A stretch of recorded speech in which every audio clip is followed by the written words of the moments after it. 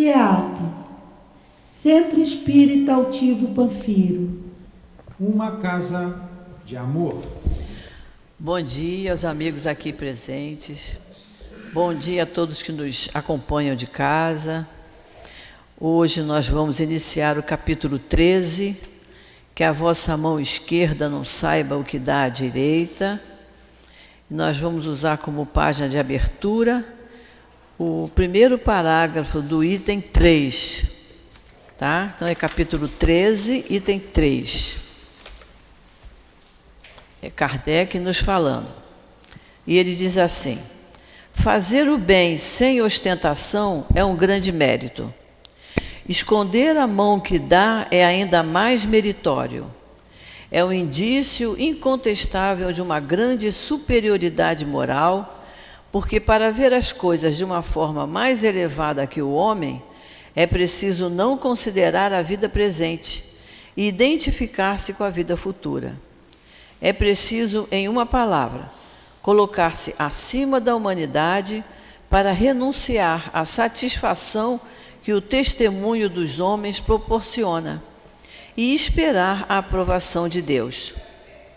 Aquele que considera mais a aprovação dos homens que a de Deus, prova que tem mais fé nos homens que em Deus, e que a vida presente é mais importante para ele que a futura, ou mesmo que não acredita na sua existência. Se ele diz o contrário, age como se não acreditasse no que diz. Então vamos fazer a nossa prece. Quer fazer, Sandra? Vamos elevar nossos pensamentos a Jesus, agradecer por mais um dia de estudo, por estarmos reunidos nesse domingo, aprendendo as suas palavras, para tentar melhorar a nossa caminhada. Vamos agradecer também a seu altivo e a todos que formam a coluna espiritual dessa casa, que estão sempre nos amparando, sempre nos intuindo. Agradecer acima de tudo a Deus por mais um dia de vida e que hoje seja um domingo de paz, de tranquilidade em todas as casas, que quando sairmos daqui, sairmos mais tranquilos, com mais um pouco de aprendizado e mais feliz por fazer parte dessa seara de Jesus. Graças a Deus. Graças a Deus.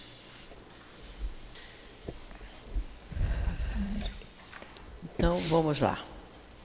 Fazer o bem sem ostentação. Item 1. Pode ser. Guardai-vos de fazer as boas obras diante dos homens, com o fim de ser vistos por eles. De outra forma, não recebereis a recompensa de vosso Pai que estás nos céus. Quando, pois, derdes esmola, não façais tocar a trombeta diante de vós, como fazem os hipócritas, nas sinagogas e nas ruas, para serem louvados pelos homens. Em verdade vos digo que eles já receberam a recompensa. Mas quando derdes esmola, que a vossa mão esquerda não saiba o que dá a vossa mão direita, para que a esmola fique em segredo, e vosso Pai que vê o que se passa em segredo vos dê a recompensa. Mateus. Isso. Então vamos ver.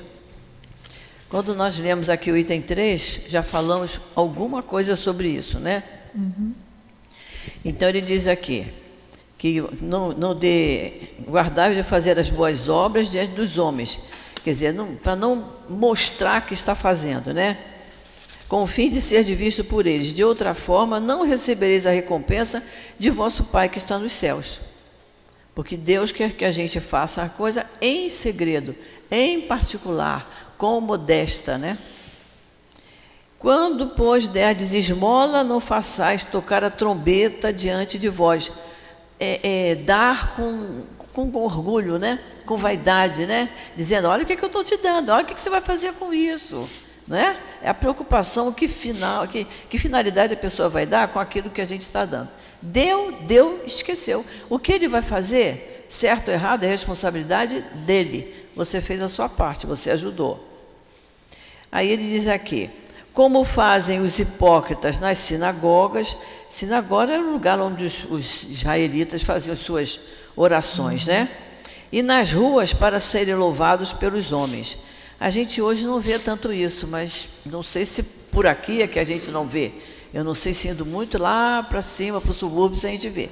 Aquelas rodas no meio da praça e as pessoas falando alto, como que para todo mundo ouvir, né? Quase que invadindo o direito do outro de passar pela praça e não ter que ouvir aquela pregação, né?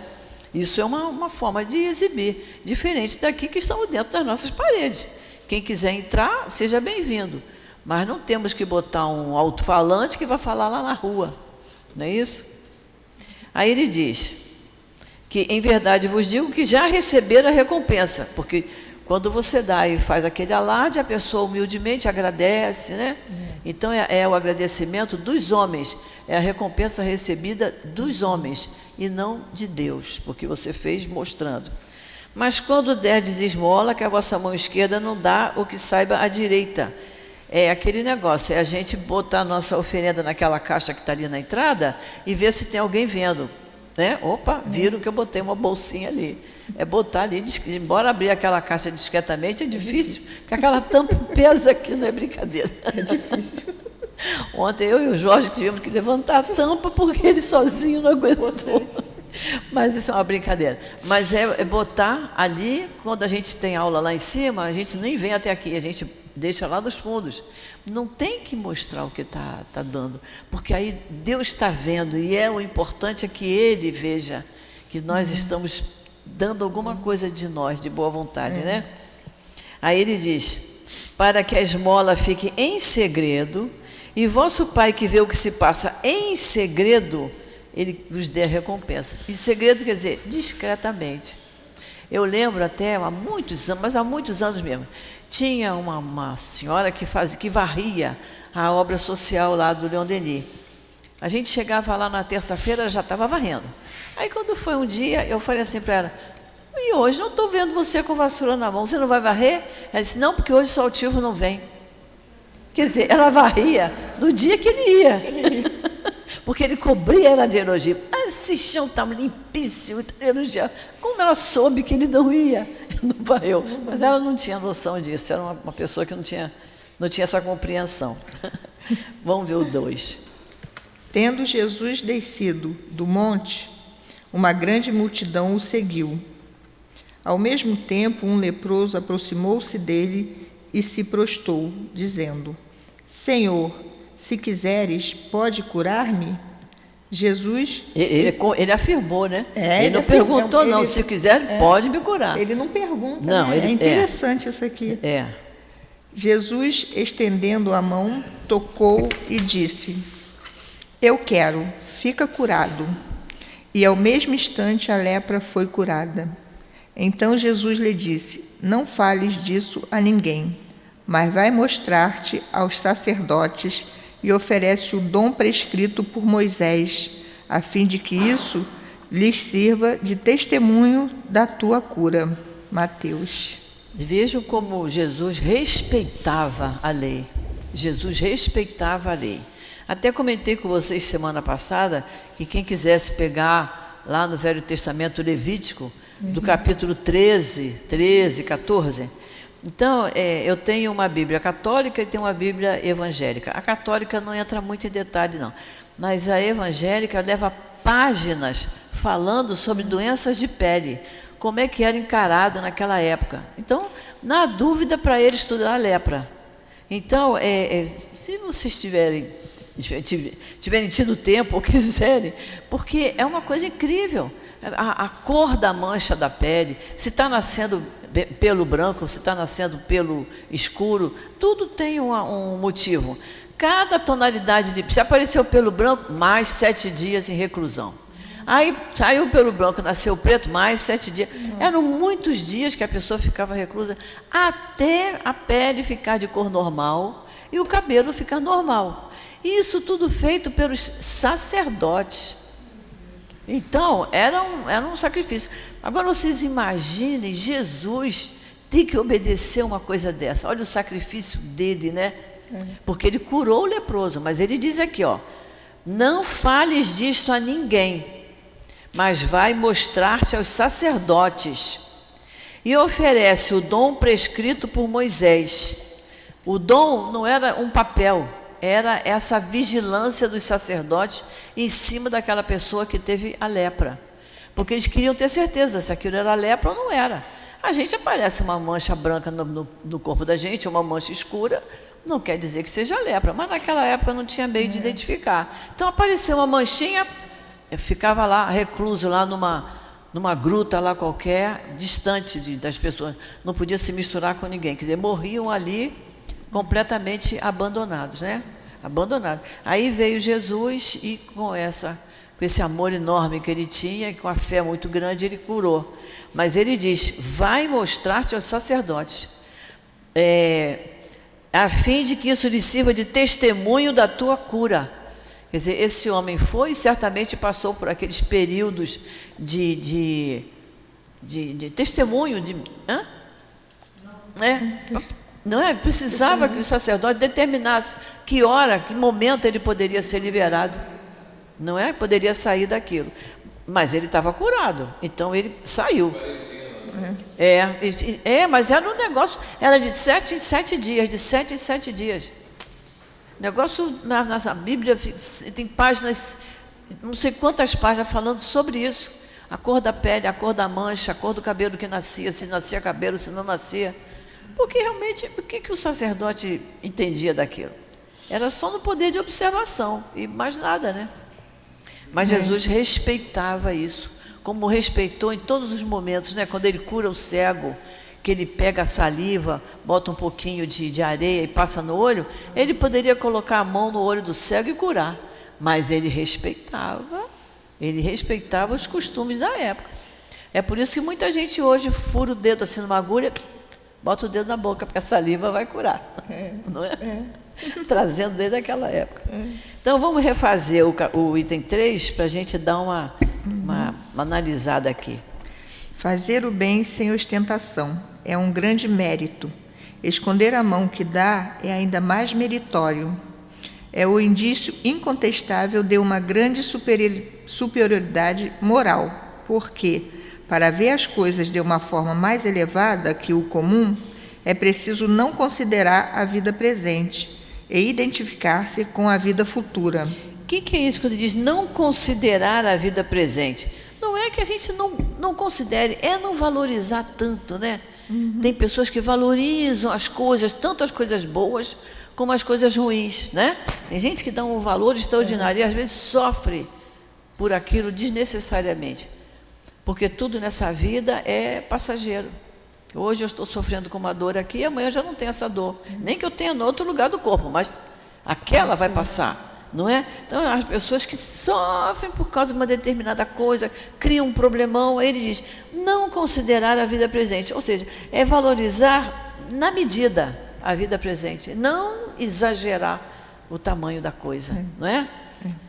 E aí ele fala, identificar-se com a vida futura, lembrar que a minha vida futura depende da minha vida presente, de como eu encarar a minha vida presente, como eu agir hoje, minha vida futura vai depender disso, então eu tenho que pensar nisso. É preciso, em uma palavra, colocar-se acima da humanidade para renunciar à satisfação que o testemunho dos homens proporciona e esperar a aprovação de Deus. Aquele que considera mais a aprovação dos homens que a de Deus, prova que tem mais fé nos homens que em Deus, e que a vida presente é mais importante para ele que a futura, ou mesmo que não acredita na sua existência. Se ele diz ao contrário, age como se não acreditasse no que diz. Olha que coisa interessante. Quer dizer, aquela pessoa que fica esperando um gesto de gratidão daquele a que ele fez o bem, e se aquele gesto de gratidão não chega, a pessoa fica remoendo aquilo, mas eu fiz aquilo por aquela pessoa e nunca me agradeceu, né? Nunca mais me procurou. Se fica remoendo aquilo, é o que ele diz aqui, ó. Aquele que considera mais a aprovação dos homens que a de Deus, porque se ele fez aquilo de boa vontade, Deus gostou da situação, gostou de ter visto o que ele fez, né? Então ele fez, prova que tem mais fé nos homens que em Deus, porque está mais preocupado com a volta, o gesto de gratidão, né? De submissão. A pessoa se torna pequenininho ali, agradecido toda a vida. Não precisa.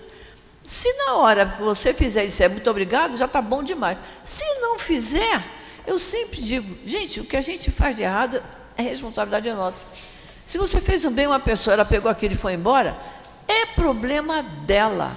Eu fiz a minha parte, não é isso? Aí diz, e que a vida presente é mais importante que a vida futura. É isso aí. Quem está muito preocupado com o agradecimento. Ou mesmo que nem acredita na existência de vida futura. Por isso que as pessoas querem muito hoje, quero receber muito hoje, porque não acreditam em vida futura. Eu acho que é a incapacidade de ver o metafísico, ver além da matéria. Ver além da matéria. Ver além dos sentidos. Aí é difícil, né? Quem não estuda isso aqui, em geral, não entende. O aparente e transitório é que norteia a maioria das pessoas.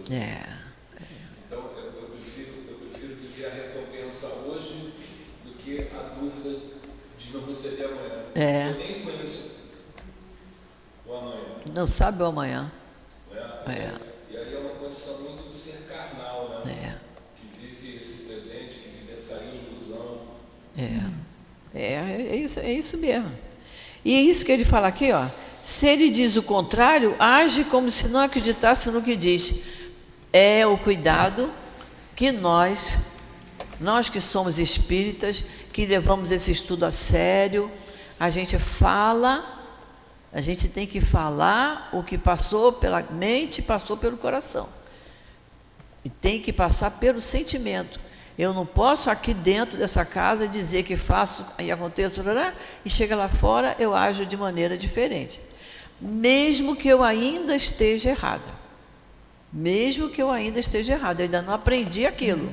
Mas eu não posso, ontem, no estudo nosso lá, né, Luiz, Paulo, nós estávamos lá juntos, nós falamos sobre isso. A gente ali dentro estudando, a gente concorda com tudo que está no Evangelho, mas nós estamos fazendo. É isso que a gente tem que ver, porque senão seremos hipócritas. E Jesus chamava de hipócrita quem dizia uma coisa e fazia outra. Era o termo, que pelo menos é o que está na Bíblia. A gente não sabe exatamente se era esse termo que Jesus usava, mas está na Bíblia. E a gente não pode ser hipócrita. O que eu falo, o que eu digo aqui dentro, eu tenho que agir na minha casa, na minha comunidade, no meu ambiente de trabalho, da mesma maneira. Senão eu não estou construindo para o meu futuro. Eu não estou errando. E é isso que eu não posso deixar que aconteça.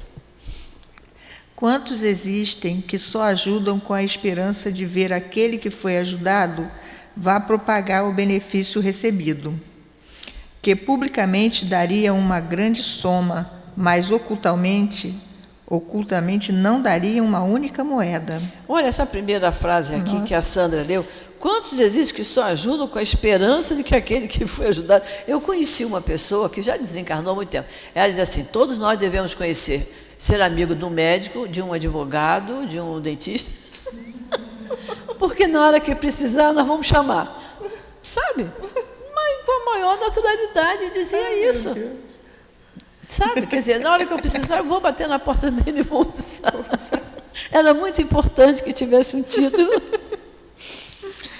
Eis porque Jesus disse, aqueles que fizeram o bem com ostentação já receberam sua recompensa. Já receberam a recompensa aqui na Terra. A pessoa já se humilhou, já agradeceu, tem gente até que beija a mão de quem está dando, né? Então já recebeu sua recompensa. Ficou, poxa, viu que beleza? Viu como a pessoa ficou agradecida? Que beleza? Esquece que Deus está vendo. Efetivamente, aquele que busca sua glorificação sobre a terra, pelo bem que fez, já se pagou a si mesmo. Deus não lhe deve mais nada, e só lhe resta receber a punição pelo seu orgulho. Isso é forte, né? Isso é forte. Porque se ele quis o agradecimento, ele quis que a pessoa ficasse submissa e agradecendo, né? Ele está impondo o orgulho dele, e o orgulho tem que ser massacrado. Aí ele diz aqui, só lhe resta receber a punição pelo seu orgulho. Isso é muito sério, né? Que a mão esquerda não saiba o que dá a mão direita. São palavras que caracterizam admiravelmente a benevolência modesta. Porém, se há modéstia real, também existe a fingida, a simulação da modéstia. Há pessoas que escondem a mão que dá, tendo cuidado de deixar um pedaço aparecendo, olhando à sua volta para verificar se alguém não a viu escondê-la. Indigna paródia dos ensinamentos do Cristo. Se os benfeitores orgulhosos são desprezados entre os homens, o que não acontecerá diante de Deus? Porque se nós já criticamos a pessoa que faz isso, não é? Porque a gente já acha que isso é errado. Imagina o que os bons espíritos... E aqui está falando de Deus. Mas, quando a gente estuda o capítulo 28, a gente sabe que nós temos uma rede de espíritos à nossa volta. Né? Porque nós temos os nossos anjos de guarda, os nossos benfeitores, os nossos espíritos familiares, espíritos amigos, muitos que nos acompanham pela satisfação de estarem junto de nós. Se a gente não é evidente, a gente não vê, eu não tenho ideia. Mas a gente, quando acontece uma coisa assim, que você conseguiu vencer uma dificuldade, a gente imagina que você estava muito bem acompanhado naquela hora. Não é? Então, necessariamente, não foi Jesus, não foi Deus, mas foi o meu mentor espiritual, foi o meu anjo da guarda, foi aquele meu familiar que gostava muito de mim e que de vez em quando vem me visitar. Não é isso? São os espíritos simpáticos a nós. Quantos espíritos que gostavam de estudar o Evangelho estão aqui nesse momento? Estão aqui, olha só, tem um grupo ali, é um grupo pequeno, mas está todo mundo interessado no estudo do Evangelho. E eles estão aqui também, estão interessados em ouvir o que é que nós estamos comentando, o que é que nós estamos falando. Então, quando a gente faz uma coisa, a gente dá e fica esperando um gesto de submissão do outro, os espíritos estão vendo. Eles são nossos testemunhas, nossas testemunhas. A habilidade de Jesus era uma coisa assim extremamente bonita, né? Era a própria beleza, por assim dizer. Uma vez que somos homens carnais e a coerção é o que nos motiva, né? Então, o que Jesus sempre colocava as coisas como se você fizer isso, você vai ter uma recompensa. Sabedor de que quando chegarmos nesse estágio, teremos tão somente o amor. E sabedor também de que quem chega nesse estágio se alimenta daquilo que doa, do próprio amor. Né? Então, era bem belo, por assim dizer. É belo, é real, né? Como ele fala, faz que você vai ganhar. É assim que a gente vive aqui entre nós, na carne. Faz que você vai ganhar. E o que a gente ganha? Mas a sua recompensa você ainda não conhece. Não conhece. É porque a gente não tem olhos de ver completamente. Porque a recompensa é o equilíbrio, é a paz de espírito, é a consciência tranquila. Não é? Você diz, eu estou me sentindo bem. Isso não dá para explicar. Só que vive e sente. Quando você chega lá, tudo isso que hoje valorizamos, não deixa de ter essa importância. Não conta. Não conta. Isso é tão bom, essa análise que a gente faz, né, no nosso dia a dia, de como a gente está agindo, o que a gente está falando, o que a gente está pensando. Nós já estudamos o pecado do pensamento? E tem, né? Mas o pensamento da gente, a gente tem uma dificuldade de controlar. Mas muitas vezes diz assim, eu já não posso pensar mais isso, vou esquecer isso. Né? É só não tocar mais naquele assunto para tentar esquecer. Mas é tão bom esse sentimento que a doutrina nos dá, da gente poder se avaliar e saber se controlar num momento que está sendo agredido, porque o outro não está sabendo o que nós estamos sabendo. Então, às vezes, a gente recebe uma agulhada do outro e a gente tem que respirar fundo e dizer, Senhor. É muito interessante isso que a senhora está dizendo, que o objetivo primeiro do relacionamento, ao contrário daquilo que a gente exercita, que é falar do outro, ao invés de nos observarmos, né? Esse é o principal objetivo de viver em sociedade. É. Para que você tire do burilamento observações em relação a si. A si mesmo, né? a si mesmo. E não ficar gerando fulano é assim, fulano é assado, fulano é assim. Porque a gente transfere para o outro a responsabilidade que está em E é você analisar o outro quando você ainda nem se analisou, que quem está mais perto de mim sou eu mesma. Né? Então eu tenho que saber me analisar, por isso que está lá no Livro dos Espíritos, né? Na 919, eu tenho que me conhecer, né? Para eu reconhecer que eu também tenho meus defeitos, então eu não posso jogar pedra no outro.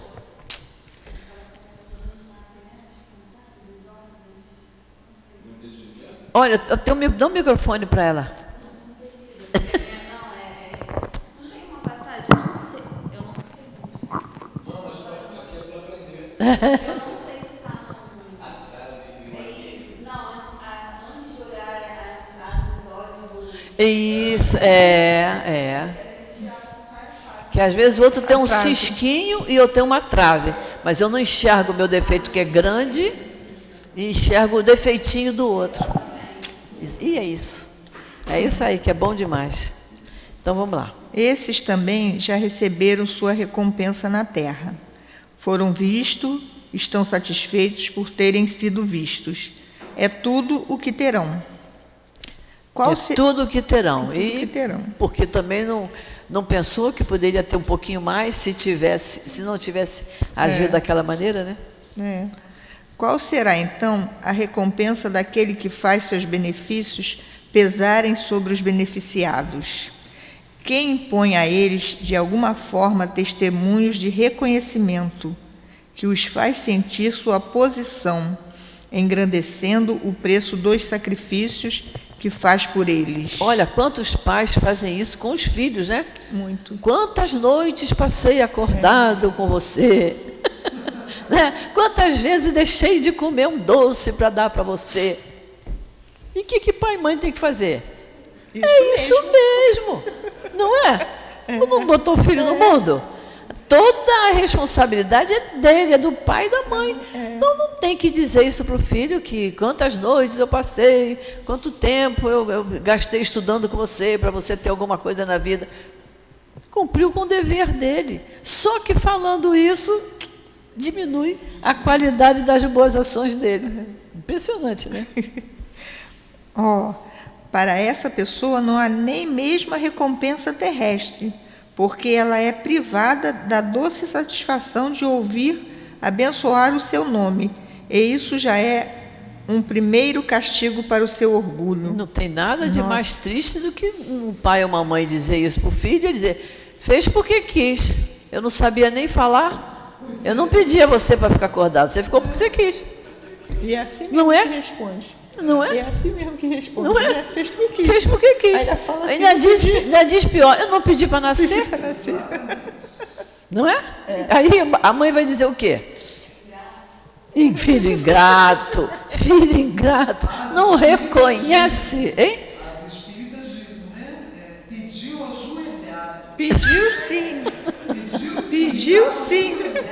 São as espíritas que eu já ouvi várias falando. Aí eu falei, que horror. E não é muito melhor você... eu conheci uma pessoa que era assim, ela tinha um filho que era levadinho da breca, era namorador, e chegava em casa de madrugada, e ela, para ver se ele chegava bem, se chegava com um cheirinho de álcool, ela ficava acordada, sentadinha lá, lendo, esperando, né? E aí ele dizia, mas por que você não foi dormir? Ela dizia, não, eu estava te esperando, você quer lanchar? E observando. Passado muitos anos, esse filho casado falou para ela, você não acredita, eu saía com os meus amigos, eles pintavam os canecos, cheiravam, tomavam pico, pintavam os canecos. E ele dizia assim, não posso fazer isso não. Posso não, que a minha mãe está acordada lá me esperando. Eu tenho que chegar inteiro. Né? Não é bom você ouvir isso, mesmo que seja anos depois. Isso é que é bom. Agora você dizer, quantas noites fiquei em claro. Ficou porque quis, é isso que ele vai dizer. As lágrimas que enxuga em proveito da sua vaidade, em vez de subirem ao céu, recairão sobre o coração de quem chorava e o mortificaram. Elas recaíram, né? Recaíram. Elas recaíram sobre o coração de quem chorava e mortificaram. O bem que fez não lhe traz nenhum proveito, porquanto ele o lamenta, e todo bem que é lamentado é uma moeda falsa, sem valor. Gente, olha só, isso é Nossa. muito sério da pessoa ouvir e guardar. Tudo bem que você faz, mas que você fica, tá vendo o que eu fiz por você, e você não me agradece. Todo bem que é lamentado é uma moeda falsa e sem valor. Porque Deus diz que pena que está exigindo que o outro reconheça. Se o outro não reconhecer, é erro do outro, né? Não pode você fazer o bem e ficar... Olha o que eu fiz. É isso aí, ele quer massagear o ego dele, quer demonstrações de gratidão, de preferência em público. Não é? A beneficência sem ostentação tem um duplo mérito. Além da caridade material, é a caridade moral, pois não atinge a suscetibilidade do beneficiado, fazendo com que ele aceite o auxílio, sem que o seu amor próprio sofra por isso, e salvaguardando sua dignidade de homem, porque ele aceitaria um favor, mas não receberia uma esmola. Ora, converter um favor em esmola, pela maneira como é prestado, é humilhar aquele que o recebe, e sempre há orgulho e maldade quando se humilha alguém. Quando nós formos estudar o item 9, que eu acho que a gente não chega lá hoje, a gente vai ver essa questão da caridade moral e da caridade material, né? Há uma diferença muito grande. E é tão fácil a gente enxergar. Quantas vezes as pessoas vêm aqui à casa, ela não está precisando de caridade material. Qual é que é a caridade moral? Moral é você dar o ombro para a pessoa se lamentar, dar os ouvidos para escutar o que ela tem a dizer, que é isso que a gente faz no atendimento fraterno. Quem está fazendo atendimento fala pouco e ouve. Não é ficar como o profissional que você vai lá para resolver seus problemas psicológicos, ele senta numa cadeira, e o outro deita no sofá e fala, e fica, e depois? E aí? Eu já vi isso várias vezes. Não tem nada para dizer. Não é isso, aqui não é assim. Você deixa a pessoa falar, você tem que entender a dificuldade dela, para depois você conversar com ela. Que ela quer isso, ela quer ouvir a palavra de uma pessoa que não é parente, que ela não conhece, então não vai se intrometer na vida dela, não vai dar um palpite, uma coisa que ela não quer ouvir, não é? Então é isso que é o trabalho da assistência fraterna. Quem faz assistência fraterna tem que saber ouvir, para que a pessoa fale. Tanto é que, quando a gente se prepara para fazer assistência fraterna, é que se fique 10, 15 minutos. Nunca consegui. Eu fico 20, 30, 40, 45, depende do que a pessoa tem para falar.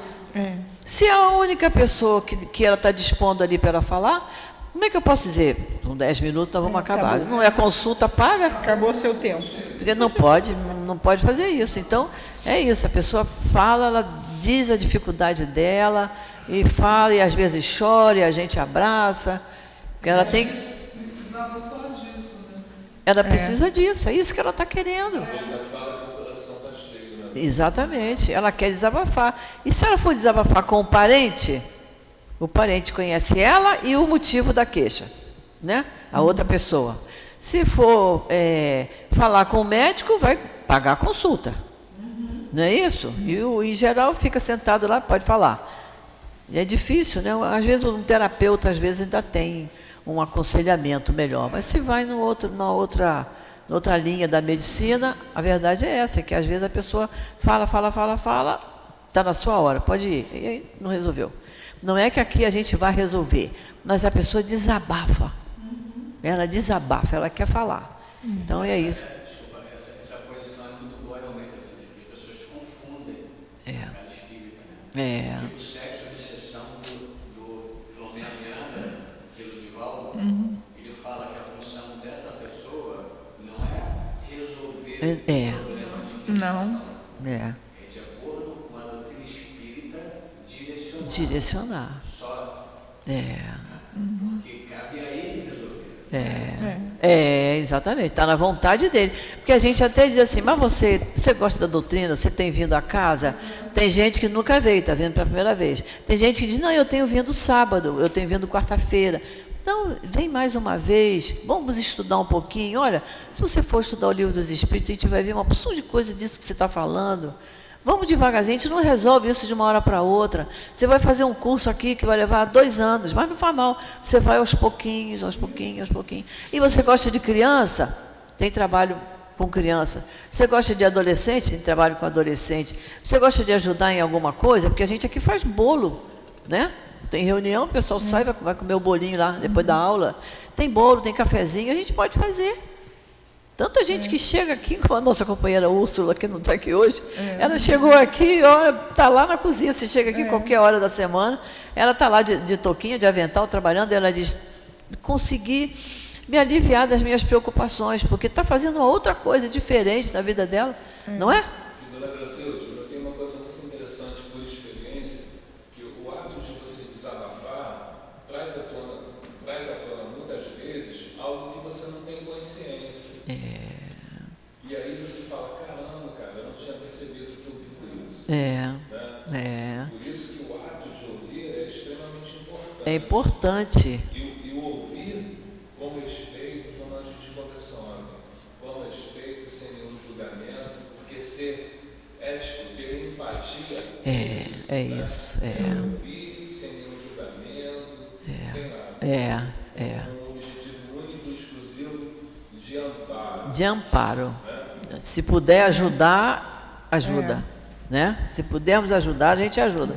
E a gente ajuda, às vezes, somente conversando. Somente conversando, falando, ouvindo o que a pessoa tem a dizer. A verdadeira caridade, ao contrário, é delicada e hábil em dissimular o bem prestado e em evitar até a mínima probabilidade de mágoa, porque toda contrariedade moral aumenta o sofrimento que nasce da necessidade. A pessoa já está com uma dificuldade, né? Aí diz aqui que toda contrariedade moral. Se você diz uma coisa que a pior coisa que tem é você estar passando por um problema, aí você conta para uma pessoa, olha, se eu fosse você, aí manda ela ir lá se vingar, discutir com o chefe. Não é isso que você quer ouvir, não é? Exatamente. Você não quer ouvir isso, né? Dizer, mas fez isso com você? Eu no seu lugar tomaria outra atitude. Não está ajudando em nada. A gente quer que alguém nos acalme, nos equilibre, para a gente enfrentar aquela situação que muitas vezes é difícil, com equilíbrio e não com vingança. Senão tumultua mais ainda. Tumultua mais ainda, A verdadeira caridade sabe encontrar palavras doces e afáveis, que não constrangem o beneficiado diante do benfeitor, enquanto a caridade orgulhosa o deixa humilhado. O sublime da verdadeira generosidade é quando o benfeitor, trocando de papel, acha a forma de parecer ele mesmo o beneficiado diante daquele a quem prestou um serviço. O que é a troca de papel? É eu me colocar no lugar do outro, né? O que eu faria no lugar daquela pessoa? E não eu, de fora, numa situação diferente, achar que eu tenho palavras que vão solucionar o problema. A gente até pode sugerir. No caso, a pessoa vem fazer um comentário que está sofrendo maus tratos e tal, você pode até sugerir que a pessoa tome alguma providência, porque a lei permite que ela tome providência, e não que ela vire saco de pancada. Mas é dizer, você já parou para pensar nisso? Você tem que ver isso. Aqui na casa, acho que nós ainda não temos um advogado. Mas lá na obra social, do Leon Denis, a gente indicava a pessoa para ir conversar com o advogado. Para ele dizer, dentro da lei, o que a pessoa tinha, que atitude deveria tomar, né, para ela se precaver. Aqui a nossa casa está muito novinha, ainda está engatinhando, ainda não temos. Quando tivermos vai ser bom, não é? Porque a gente precisa, às vezes a pessoa precisa desse ajuste dentro da lei e que ela não tem o conhecimento. Então ela vem para se desabafar, a gente conversa com ela, ela escuta bem, mas depois diz, você não gostaria de conversar com o advogado para ele lhe orientar nesse sentido? Isso, mas se Deus quiser, logo Já temos médico, dentista, tá bom demais, né? Tá. Daqui a pouco chega o advogado aí. Chega. Eis o que querem dizer estas palavras, que a mão esquerda não saiba o que deu a mão direita. Isso aí. Eu acho que nós analisamos bem, né? Nós entendemos bem. Depois, quando vamos estudar o item 9, nós vamos nos aprofundar mais na questão da caridade moral e da caridade material. Então, vamos para o item 4, que é os infortúnios ocultos. Nossa, isso é muito bom. Nas grandes calamidades, a caridade se manifesta e surgem generosos movimentos para reparar os desastres. O que quer dizer? Nas grandes calamidades, o sentimento de solidariedade floresce, né? Que a gente diz, o que eu posso fazer para ajudar? Estão mandando roupa, estão mandando alimentos, o que a gente pode fazer? E olha, isso acontece, eu trabalhava ainda numa escola e teve uma enchente muito grande, e impressionante como o pátio da escola nós tínhamos, o Jorge sabe disso, né, Jorge? Nós tínhamos colchonete que ia até o teto, as pilhas de colchonete, a quantidade de roupa e alimentos que em 3, 4 dias nós recebemos.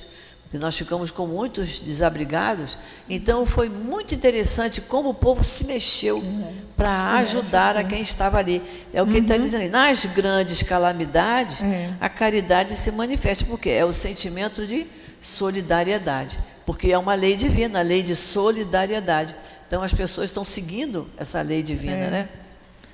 Porém, ao lado desses desastres gerais, existem milhares de desastres particulares que passam despercebidos, como o de pessoas em seus leitos de dor sem se queixarem. São esses infortúnios discretos e ocultos que a verdadeira generosidade sabe descobrir sem esperar que venham procurar ajuda. Então, esses desastres particulares, pessoas em seus leitos de dor, não é? Então, o que se faz? Agora já estamos com muita idade, não podemos fazer isso. Mas a gente pode visitar as pessoas em hospitais, né? A gente pode. A gente sabe que a gente tem que ter a permissão, inclusive, da família, da pessoa. Porque, por exemplo, nós somos espíritas. A gente vai visitar uma pessoa que está no leito e ela não é espírita, ela pode não querer receber. Eu me lembro que a minha mãe, quando estava bem doentinha, no leito de hospital, e a minha mãe era espírita. E chegou, mas minha mãe é uma espírita porque ela lia livro espírita, ela gostava de ler. Mas ela não ia ser um centro, não ia frequentemente como a gente vem. E aí chegou uma moça assim, podemos conversar? Minha mãe era meio autoritária, com 91 anos. Qual é a sua religião, minha filha? Sou evangélica. Não quero conversar com você. A moça saiu imediatamente. Ela expulsou a moça do quarto dela. Eu falei, mamãe, você não sabia nem o que ela tinha para dizer, eu também não quero. Ela não vai dizer nada que eu sei, então eu não quero. Entendeu? Ela estava lúcida, ela estava doente da perna, mas não estava doente do cérebro, então ela expulsou. Então a gente também tem que ter a permissão, né? Porque também a gente tem que saber, até para você entrar para uma tarefa dessa, de visitar pessoas doentes, você também tem que se preparar. Né? Porque às vezes vai chegar lá e vai dizer, mas olha, Deus não é justo, né? Você com 91 anos em cima de uma cama, não é isso que o paciente quer ouvir, não é? Até isso a gente tem que se preparar. Mas é uma caridade que se faz quando se vai visitar uma pessoa doente. O Newton, em geral, de domingo, quando acaba o trabalho aqui, ele vai dar passe nas casas. Vai para essas comunidades que a nossa casa ajuda. E quantas vezes ele me liga no domingo de tarde e ele fala, estou mortinho de cansaço. Fui em 4 casas, andei e tem casas que ele vai, que a situação está muito difícil, né? Então o médium também tem que saber se harmonizar quando sair dali, para não levar aquela desarmonia para a casa dele. Então é todo um trabalho muito complexo, né? Então o trabalho dele não fica resumido a isso aqui. Ele também vai nas casas, ele vai dar passe. Às vezes ele tem coisas no carro dele que ele vai levar, é um fogão, é um colchão, é roupa de cama, é o que tiver, ele leva também. Então são esses pequenos desastres particulares, né, que ele está falando aqui, que a gente também pode chegar e a pessoa não vem nos pedir, mas a gente sabe que tem pessoas internadas ali que estão precisando, tem pessoas em leito de dor em casa, então a gente vai, e não vem pedir, a gente que vai se oferecer. Quem é essa mulher de ar distinto, com um traje simples, ainda que bem cuidado, seguida de uma jovem também vestida modestamente? Ela entra em uma casa de aparência miserável, onde, sem dúvida, é conhecida, porque a porta é saudada com respeito. Para onde vai? Sobe até a água furtada, lá mora uma mãe de família cercada de seus filhos pequenos. À sua chegada, a alegria aparece em suas faces emagrecidas. É ela que vem acalmar todas as suas dores. Traz o necessário, suavizado por doces e consoladoras palavras que fazem com que sua ajuda seja aceita sem causar vergonha. Porque esses infortunados não são mendigos de profissão. O pai está no hospital e durante esse tempo a mãe não pôde suprir as necessidades. Olha que coisa interessante. Eles não são mendigos de profissão. O que é mendigo de profissão? É aquele que está acostumadinho a pedir, mas procurar um trabalho. Nada. Às vezes chegam a um estado de miséria tão grande que nenhum trabalho que seja oferecido vão aceitá-lo. Não vão aceitá-lo por causa da aparência. Entrou num estado de pobreza tão grande, né, que tá sujinho, está com os dentes maltratados, está numa situação tão difícil que é difícil de alguém que aceitar essa pessoa como empregada. Então, os mendigos de profissão são aqueles que muitos se acomodam. Por isso que na nossa casa a gente tem que, de vez em quando, fazer a visita a domicílio para saber se a pessoa realmente está precisando. Porque muitas vezes melhora a situação, arranja emprego, mas não comunica. Porque é muito fácil ganhar a cesta básica, né? o remedinho, o tratamento dentário. E não, então, muitos se tornam mendigos de profissão. E ele fala aqui, né? Ele diz assim: ela entra em uma casa de aparência miserável, onde sem dúvida é conhecida, porque a porta é saudada com respeito. E isso é uma coisa muito interessante. Nós que já trabalhamos há muito tempo num trabalho assim, que a gente fazia esse trabalho de sindicância, na outra casa que nós trabalhamos, a gente entrava em casas muito humildes e eu digo a vocês, nós nunca fomos destratados. Até em lugares meio perigosos, mas a gente ia com o crachá da casa e dizia: vocês são do Leon Denis, pode entrar. E a gente entrava, e nós nunca fomos, ia sempre eu, o Jorge e mais umas 2 irmãs que iam conosco, e a gente era sempre muito bem recebido. A gente não tinha medo nenhum. Tinha lugares que você tinha que deixar o carro embaixo e subir a pé, porque não dava para ir de carro até lá em cima. E a gente era muito bem recebido, porque estávamos bem acompanhados. Que a intenção era ajudar, era colaborar. Então, quando é assim, você está muito bem acompanhado, né? E nunca houve nada de errado. Então, diz aqui, para onde vai? Sobe até a água furtada. Eu sei que vocês sabem o que é água furtada, mas a gente vai ver lá. Agora nós temos o Google, né? Então, tem até o desenho. É a casa que tem um telhado e tem uma janelinha. Antigamente tinha muito isso, né? Tem uma janelinha. Porque naquele telhado, acima do forro, que em geral não era laje, tinha ali em cima um quartinho, um banheiro. Então, aquele quartinho debaixo daquele telhado, tinha aquela janelinha, aquilo ali chamava-se água furtada. Era um sobressalentezinho da casa em que se colocava ali a pessoa mais pobre. Era nesse sentido, né? Disse que essa mensagem é uma homenagem de Kardec à Condessa Paula. A Condessa Paula era uma pessoa que agia como está aqui nessa mensagem. Então, no livro Céu e Inferno, nós temos a história da Condessa Paula, né? Então, vamos continuar. Graças à distinta mulher, essas pobres crianças não sofrerão nem o frio nem a fome. Irão à escola bem agasalhadas e o seio da mãe não irá secar para os filhos mais pequenos. Se entre elas uma ficar doente, nenhum cuidado material que seja preciso prestar-lhe irá repugná-la. Dali ela seguirá para o hospital, para levar ao pai algum consolo e tranquilizá-lo quanto à situação da sua família. Muito bonito isso, né? Imagina se o marido no hospital, preocupado com a mulher e os filhos, sem recurso, e ela então fazendo essa bondade toda para que ele se controlasse, se equilibrasse lá. Na esquina, uma carruagem à espera, verdadeiro armazém de tudo o que leva para os seus protegidos, que sucessivamente visita. Não lhes pergunta nem sua crença, nem sua opinião, porque para ela todos os homens são irmãos e filhos de Deus. Terminada a sua visita àquela família, pensa: comecei bem o meu dia. Que coisa boa, né? A tranquilidade de consciência dela, né? De ter feito bem naquele dia, né? Qual é o seu nome? Onde mora? Ninguém o sabe. Para os infelizes, é um nome que nada revela, mas é um anjo consolador. E à noite, uma sinfonia de bênçãos se eleva por ela até o Criador. Católicos, judeus, protestantes, todos a bendizem. Porque ela não escolhia religião, né? Como aqui também na nossa casa. A pessoa vem necessitada, ninguém vai perguntar: você é espírita?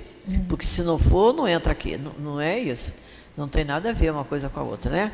Muitos que estão aqui, de repente, começam... Ontem mesmo de manhã, tinha umas 3 pessoas que são de lá do terreiro, estavam aqui assistindo a palestra. Quer dizer, já tem vontade de ouvir o que se fala aqui. Porque lá em cima tem a evangelização. O Newton, a Adilane, o Agalhardor... Muitos companheiros fazem a evangelização. Como você faz com as crianças até os jovens, faz-se também com os adultos, né? Mas muitos querem saber aqui, eles querem participar do salão. Aí o Newton manda que eles venham sentar aqui, vêm, se comportar direitinho, se ficar quietinho assistindo, é muito bem-vindo. E ontem eu achei que tinha 2 pessoas ali e uma ali, não era? Que estavam assistindo. São pessoas que querem, tem todo o direito de participar junto conosco. Porque lá tem criança que não quer ficar na escolinha, fica no colo da mãe, aí chora, atrapalha, tem mais gente, né? Aqui é mais tranquilo. Então, aí, tem um interesse. Mas não que o Newton ou qualquer casa espírita, para ajudar, vai perguntar: você é espírita? Porque se não for, não pode. Não é isso. Nós temos que receber. Precisou, São Luís diz, precisou, ajuda. Por que usa um traje tão simples? É que ela não quer, com o seu luxo, agredir a miséria daquelas pessoas. Olha só, isso também é importante. É muito raro, mas às vezes acontece da pessoa vir à casa espírita uma roupa assim muito chamante, né? Um decotão. Uma vez uma companheira, ela tinha sido liberada para dar passe, e ela apareceu lá no Leon Denis com um vestido tomara que caia. E era um tomara que caia quase caindo, porque toda hora ela ajeitava. E eu então cheguei perto dela baixinho, peguei o crachá e falei assim: isso aqui é de muita responsabilidade. Você não pode trabalhar aqui no salão com isso. Não me leve a mal, mas você vai arranjar um casaquinho. Vai ver se alguém te empresta um casaquinho, porque médium, ela ia dar passe. Como é que ela ia dar passe de vestido tomara que caia? Não é? E o tomara que caia estava quase caindo, porque ela ajeitava toda hora. Então eu falei: não pode. Ela disse: eu não observei isso. Eu digo: mas agora você já observou, então estamos resolvidos. Não é? Porque não é lugar para a gente exibir. Não é a roupa que eu vou a um casamento, que eu vou a uma festa, eu vou vir para cá. Não é? A gente vem do jeito que tem. Mas é o exagero que ele está lembrando aqui.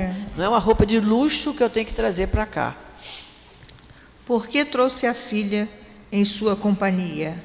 Para lhe ensinar como se deve praticar a beneficência. Beneficência. Cismei com beneficência. Foi de ontem, eu estou a estudar beneficência. Beneficência. Fiquei não sei por quê. Não é a menina também quer fazer a caridade. Mas a mãe lhe diz: o que podes dar, minha filha, se nada tens de teu?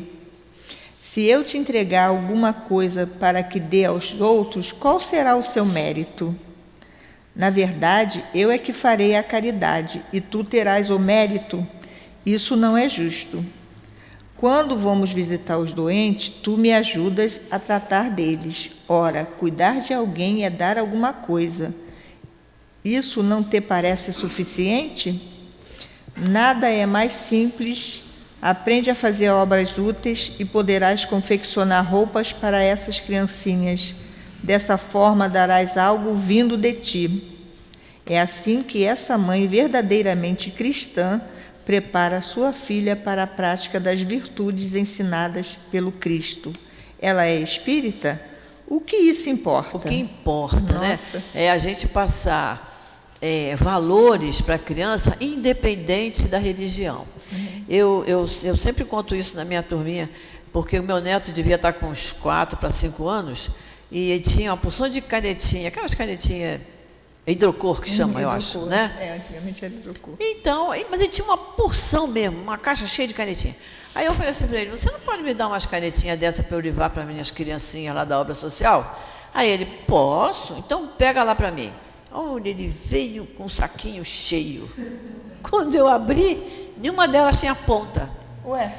Ele me deu todas que não serviam mais, porque ele não servia mais, ele jogava dentro da mesma caixa.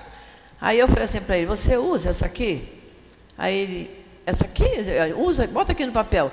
Não escreve mais. E essa aqui? Não escreve. Eu fiz isso com umas 3, né? Eu falei assim, então, se ela não serve para você, não serve para mais ninguém, meu filho. Como é que as crianças vão usar isso? Aí ele ficou me olhando, eu falei, eu estou pedindo a você, porque elas não têm dinheiro para comprar. Então, você não pode dar para elas uma coisa que você também não pode usar, porque está velho, está quebrado. Não é isso? Vamos jogar fora, vamos separar? Vamos. Ele me ajudou, peguei o papel, ele riscava, eu riscava. O que tiver riscando, tá bom. O que não tiver, metade foi para o lixo. Quer dizer, você tem que aproveitar uma oportunidade para ensinar. Porque ele achou, criança pobre não tem, eu vou dar o que eu vou dar, entendeu? E na cabeça dele, ele estava fazendo uma coisa maravilhosa. Mas eu botei ele para raciocinar. E é assim que. Isso tem religião nisso aí? Não, isso é valor, é sensibilidade, é educação, não é? É mostrar o que deve ser feito da maneira correta. No seu meio, ela é a mulher do mundo, porque a sua posição assim exige.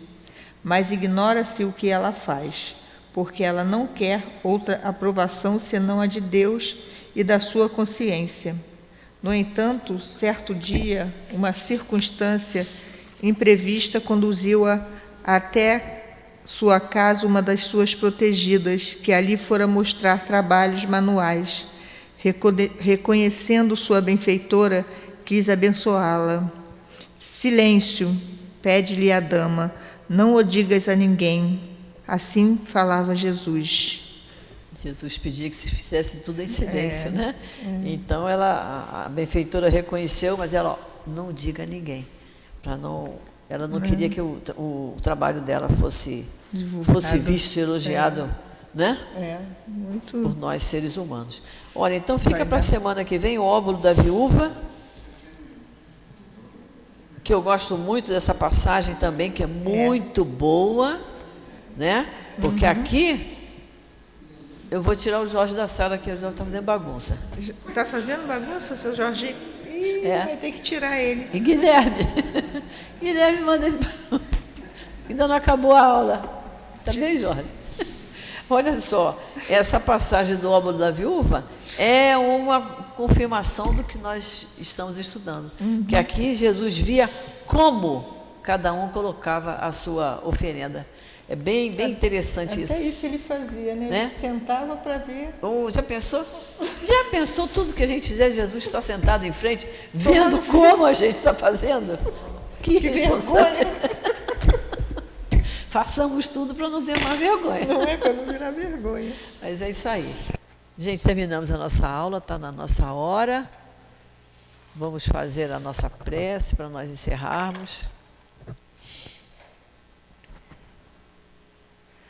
Querido Jesus, querido Emanuel, patrono do nosso curso, nós queremos agradecer, Senhor, por termos essa oportunidade de estudarmos o Evangelho, que tanto nos esclarece, que tanto nos ajuda a nos livrarmos dos nossos defeitos.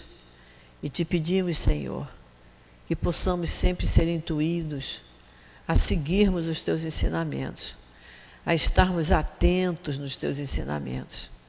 Ajuda-nos, Senhor, porque ainda precisamos muito da tua misericórdia para com cada um de nós. Envolve-nos, Senhor, com teu manto de paz, de luz, de equilíbrio. Envolve a todos os trabalhadores desta casa, o nosso presidente Newton, seus auxiliares. Envolve esta casa de amor, Senhor, onde nos sentimos acolhidos, porque aqui estão os espíritos amorosos que aqui trabalham incansavelmente. Por isso saímos daqui todos mais equilibrados, nos sentindo mais leves. Então, Jesus, fica conosco, porque estamos sempre, sempre precisando muito de Ti. Em Teu nome, Senhor, em nome desses espíritos amorosos, do nosso altivo, de todos os outros, e em nome de Deus, nosso Pai, que pedimos permissão para encerrarmos a aula da manhã de hoje. Graças a Deus.